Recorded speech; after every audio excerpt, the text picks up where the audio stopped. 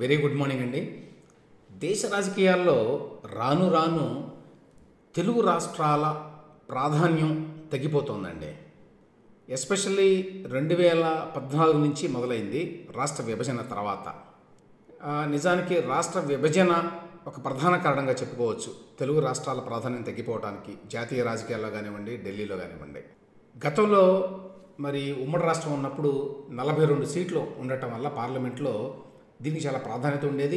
చాలాసార్లు ఢిల్లీలో కాంగ్రెస్ గవర్నమెంట్ ఏర్పడినప్పుడు ఎక్కువ కాంట్రిబ్యూషన్ ఏపీ నుంచే ఉండేది. ఎంపీ సీట్లు 2004లో అంతే, 2009లో అంతే.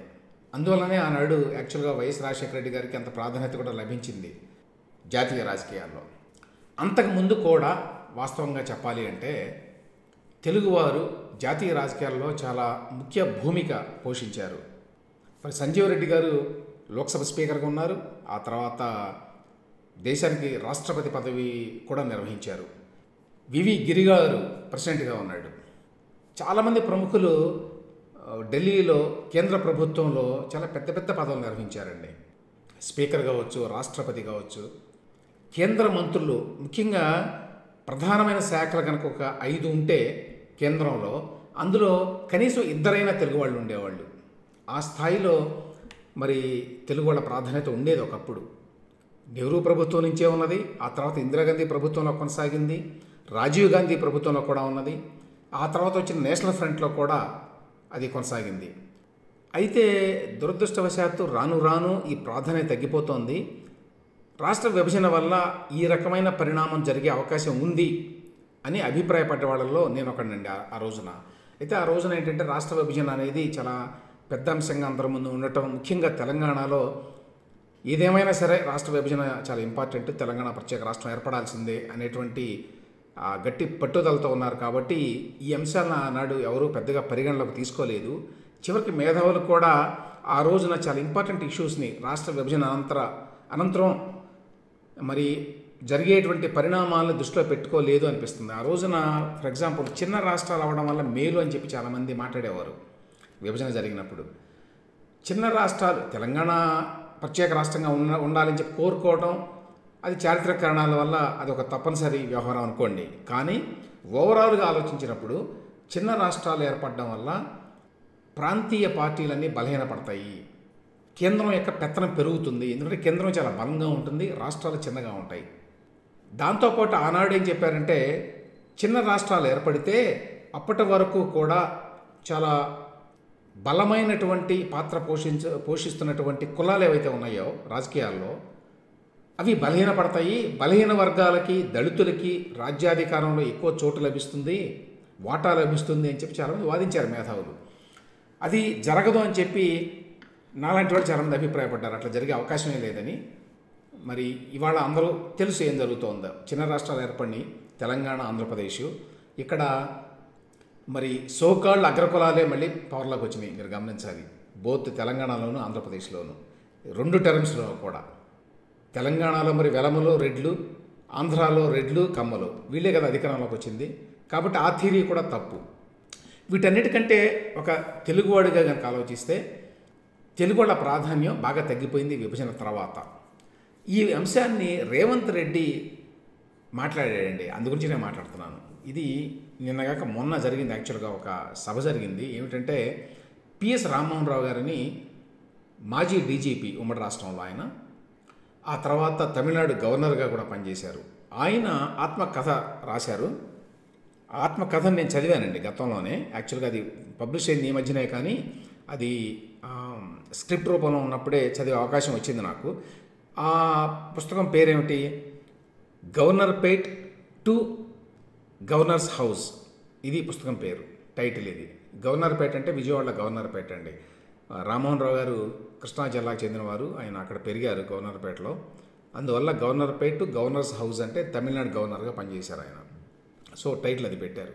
సో ఈ పుస్తక ఆవిష్కరణ సందర్భంగా తెలంగాణ ముఖ్యమంత్రి రేవంత్ రెడ్డి గారిని ప్రధాన అతిథిగా పిలిచినప్పుడు ఆయన మాట్లాడిన మాటలు ఈ సందర్భంలో నేను చెప్పినటువంటి ఈ కాంటెక్స్ట్కి ఖచ్చితంగా సరిపోతాయి. దేశ రాజకీయాల్లో తెలుగువారి ప్రభావం తగ్గుతోంది అని చెప్పి రేవంత్ రెడ్డి మాట్లాడాడండి. ఈ విషయాన్ని గురించి ఎవరు ఎక్కువగా మాట్లాడడం వల్ల ఇది వాస్తవం.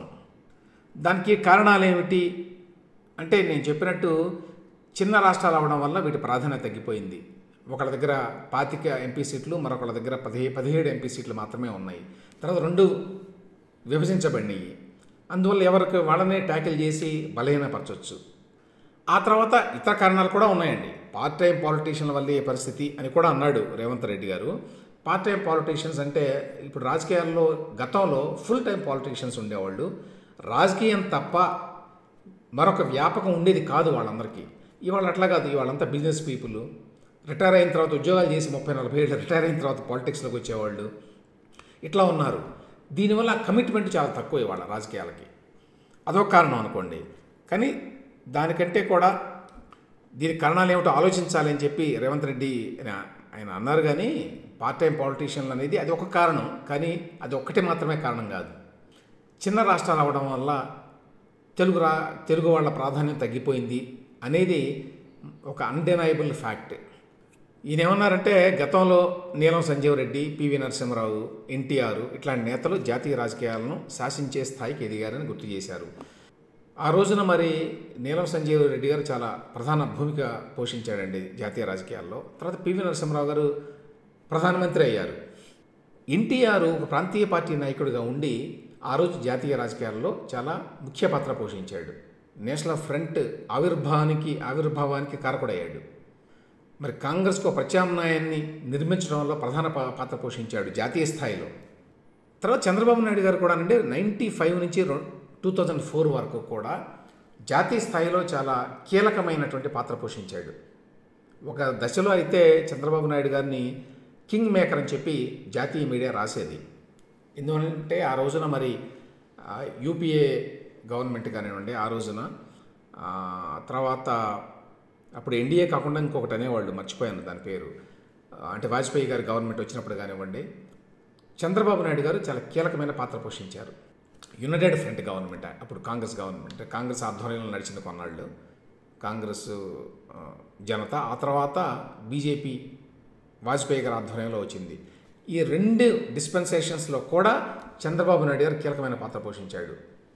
వాజ్పేయి గారి గవర్నమెంట్లో అయితే ముందు అసలు అందులో కేంద్ర ప్రభుత్వంలో పాలు కూడా పంచుకోకుండా చాలా ఇన్ఫ్లుయెన్స్ చేయగలిగాడు అనేక నిర్ణయాలని. ఆ తర్వాత కూడా అప్పటి నుంచి కూడా జయపాల్ రెడ్డి గారు కానివ్వండి, వెంకయ్య నాయుడు గారు కానివ్వండి, వీళ్ళంతా కూడా జాతీయ స్థాయిలో చాలా గుర్తింపు పొందారు దేశవ్యాప్తంగా. ఇందిరాగాంధీ గారి క్యాబినెట్లో కానివ్వండి, తర్వాత క్యాబినెట్స్లో కానివ్వండి, చాలామంది తెలుగు వాళ్ళు మంత్రులుగా ఉండేవాళ్ళు, క్యాబినెట్ స్థాయి ర్యాంక్ మంత్రులుగా ఉండేవాళ్ళు, తర్వాత ఇండిపెండెంట్ ఛార్జీతో ఉండేవాళ్ళు, ఇంకా మరికొంతమంది డిప్యూటీ మంత్రులుగా ఉండేవాళ్ళు కేంద్రంలో. ఇవాళ పరిస్థితి ఏమిటి? ఇవాళ ఉభయ తెలుగు రాష్ట్రాలకు కలిపి కిషన్ రెడ్డి గారు ఒక్కరే మంత్రి అండి కేంద్రంలో రిప్రజెంటేషన్. అంటే ఎంత దిగజారిపోయిందో చూడండి. మరి దేశంలో హిందీ తర్వాత ఎక్కువ మాట్లాడే భాష, బాగా జనాభా ఉన్న వారు కూడా తెలుగు వాళ్ళే ఎక్కువ. అయినా కూడా జాతీయ రాజకీయాల్లో ఇవాళ వాళ్ళ ప్రభావం లేదే మాత్రం. రేవంత్ రెడ్డి గారు ఏమన్నారు, ఎప్పుడైనా ఢిల్లీకి వెళ్తే ఎవరిని కలవాలో, మనవారు ఎవరున్నారో వెతుక్కోవాల్సిన పరిస్థితి. వాస్తవం అండి ఇది. ఒకప్పుడు ఢిల్లీ నిండా తెలుగు వాళ్ళు, తెలుగు రాజకీయ నాయకులు ఉండేవాళ్ళు చాలామంది. ఇవాళ లేరు. ఇవాళ నిజంగానే వెతుక్కోవాలి ఢిల్లీలో ఎవరున్నారు తెలుగు వాళ్ళు అని. గతంలో ప్రధాని పదవిలో ఉత్తర భారతీయుడు ఉంటే రాష్ట్రపతి పదవిలో దక్షిణాది వ్యక్తి ఉండేవారు. బీజేపీ వచ్చిన తర్వాత పోయింది ఇది. బీజేపీ వచ్చిన తర్వాత జనరల్గానే దక్షిణాదికి ప్రాధాన్యం తగ్గిపోయింది.